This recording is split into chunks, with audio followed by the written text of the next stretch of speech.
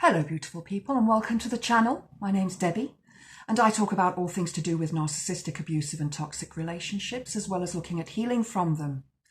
And in this video I want to discuss the triggers that occur after the narcissist has left. Now, we talk about triggers a lot in modern society, especially when we look at being online. Certain things can trigger us to feeling a certain way, and we'll often see posts that say trigger warning and perhaps scroll past them. And these triggers are real, and you may well find yourself being triggered by certain things after the narcissist has left or has discarded you or moved on. You may find that you're being more hypervigilant, you're more aware of your surroundings, people around you. If you go out, you're looking over your shoulder, just in case that person is there, especially if they've been physically abusive. You may be very frightened of them and you'll want to take precautions. And that's perfectly natural. And I do talk about that in some other videos, and I will put some links in the description box below for you to have a look at as to things that you can do around that and how to protect yourself.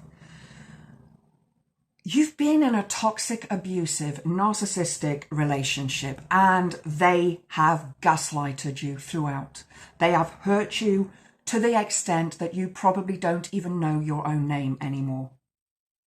You're mentally and physically exhausted. And a lot of things around you may trigger you. And I'm going to talk about that. Before I do, if you enjoy the video, please click the like button. Please subscribe to the channel and email me if you want to at debbiewolfmoon@yahoo.co.uk. If you have any questions or would like to have a chat with me about your narcissistic relationship, we can set that up. So what are some of the triggers you may experience? I'd love to know yours. So pop something in the comments below if you have specific triggers that you found really upset you. But I'm going to list a few common ones here that you may have experienced, or maybe not yet, but you will do soon. Hopefully you won't. Hopefully this doesn't affect you. But unfortunately, with most narcissistic relationships, we are affected. To me, the number one is social media. We have access to our social media 24/7, no matter what platform it is. And you may well be, like me, a person who loves to be social on social media. I'm not a very sociable person, as in going out, due to many reasons. And social media is a way for me to connect with my friends around the world. And you may be in the same situation, that you have friends all around the world and don't get to see them. But when you pick up that device and you look at your social media, you want to know what your ex is doing. What are they doing? And you'll see photographs, you'll see status updates, you'll see comments from friends, and all of these things will trigger you because it looks as if the narcissist is happy in their new life. Now, I can promise you that narcissists are never truly happy because they're always looking for the next source of supply. They don't like themselves very much, so they externalize everything and push all of that onto other people. It's always somebody else's fault, not them. They are perfect. They are the ones that are the best at, and put whatever you want to after that. But when you're looking at social media and you see these things and perhaps see them moving on with their life and seemingly happy, it hurts. Block them. Block them, block them, block them on absolutely everything, including email and your phone. Just block them. It's hard, I know. I know you're probably going to at first play the block on block game, and they may well do the same to you because they want to know how you're feeling as well. So if you put a status up saying, I'm really sad, I miss the ex, and da-da-da-da, your ex, your narcissistic ex, is going to say, aha, look, I've hurt them. It's brilliant. And they're getting their supply. So block them completely. It is the best way forwards. Then habits. You will have picked up habits from your partner, from your narcissistic ex-partner. We all have habits that we get into in relationships. Whether it's what side of the bed you sleep on, certain things that you say, finishing each other's sentences, laughing at the same things, doing the same things at the same time. We all have these habits that we have formed, that we have learned perhaps. The narcissist has taught us the way that we should have our habits. For example, mine had to have his plate of food dished up in a specific way. Otherwise, he'd have a temper tantrum. So to make life easier, I just dished up the food the way he wanted. It just made it easier. And I found myself, after he left, doing the same thing. I thought, whoa, hang on. You're not under control anymore. You can dish up your plate however you want. So I do. When we went shopping, he always had to choose things from the left. So that's your left. And if I picked something up from the right as we were shopping, he would put it back on the shelf and get the one from the left. When I used to go shopping on my own, I would deliberately choose the things on the right. Now I deliberately choose the things on the right all the time. So do things differently. Make a new habit for yourself. Then there are the items and gifts that they've given you over the years. These could have been given to you with love or just gifted to you in a casual way. My ex used to buy me loads of jewellery, and some of it was nice, some of it was tat, and I used to wear the tat anyway because it made him happy. Why do we do that?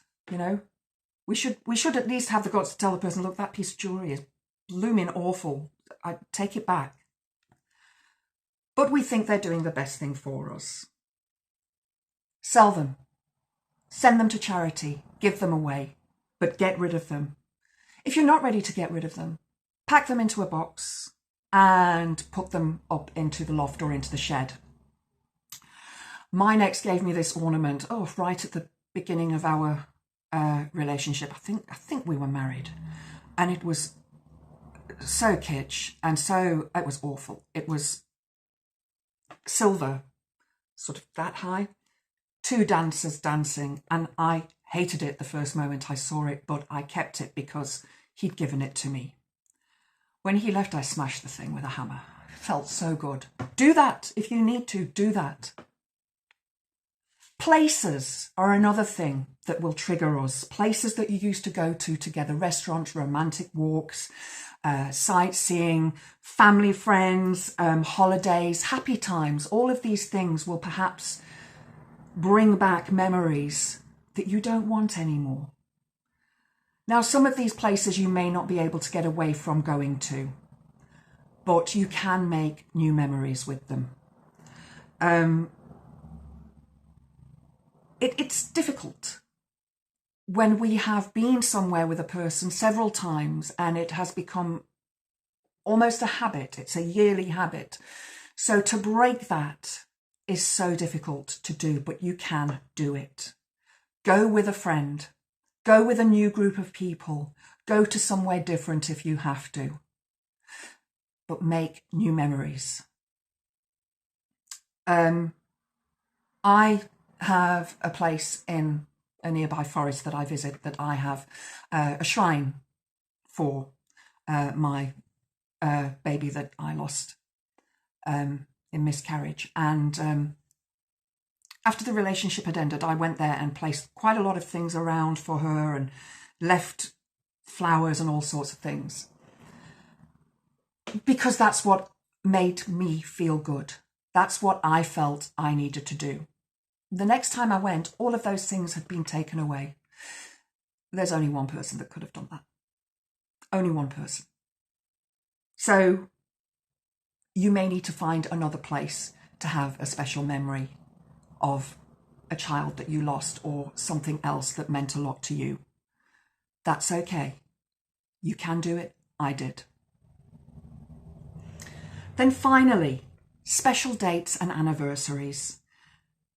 And these can be, again, difficult to get over. Christmas, birthdays, your wedding anniversary, birth of your children, or even, as myself, when I miscarried. These dates will hold special significance for you. And I know that it's hard. I do. But remember that these dates were normally marred by the narcissist's behaviour, by their temper tantrums. They wanted their own way. So again, it's time to perhaps take that day for yourself. Go to a spa, journal, see a therapist if you need to, visit a friend, go for coffee. Do something different on that day. Recreate memories for those anniversaries or dates. It's hard. The first year especially is going to be incredibly difficult. But I know you can do it. I do. There will be bad days and there will be easier days, and then the days get easier and easier the further away from that horrific relationship you are. One of the best ways that I have found to help myself is to journal. Just brain dump, just bleh, onto the page, everything. Everything you want to write down, write it down. If you feel you can't write, speak into a voice recorder on your phone, for example.